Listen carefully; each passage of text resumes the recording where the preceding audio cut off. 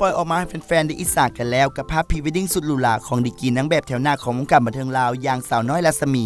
งานนี้บ่ธรรมดาสมกับเป็นตัวแม่ของวงการบันเทิงเพราะล่าสุดนางก็จูงมือแฟนหนุ่มนอกวงการถ่ายพรีเวดดิ้งกันแล้วงานนี้ขอบอกบ่ธรรมดากับ5สุด5เซตจากห้องเสื้อชื่อดังทั้งลาวและต่างประเทศที่นางสวมใส่ในครั้งนี้มีทั้งสุดลาวสุดสากลสุดเวียดนามที่เอิ้นได้ว่าสุดหรูหราอลังการงานสร้างพร้อมกับเหินฟ้าถ่ายพรีเวดดิ้งสุดสวยงามที่นครโฮจิมินห์ประเทศเวียดนามตื่มอีกเบิ่งแต่ละภาพแล้วอินเนอร์ความเป็นเจ้าสาวมาเต็มเลยขายคนสดกันไปเต็มๆอีกด้วยกับสุดพรีเวดดิ้งที่นางสวมใส่และงานวิวาห์ของนางในครั้งนี้จะได้จัดขึ้นในวันที่18ตุลาที่จะมาถึงนี้ที่โรงแรมแลนด์มาร์คนครหลวงเวียงจันทร์ส่วนว่าภาพบรรยากาศงานวิวาห์และสุดที่นางสวมใส่จะอลังการขนาดใดเดี๋ยวทีมงาน Star TV เก็บภาพมาฝากกันเด้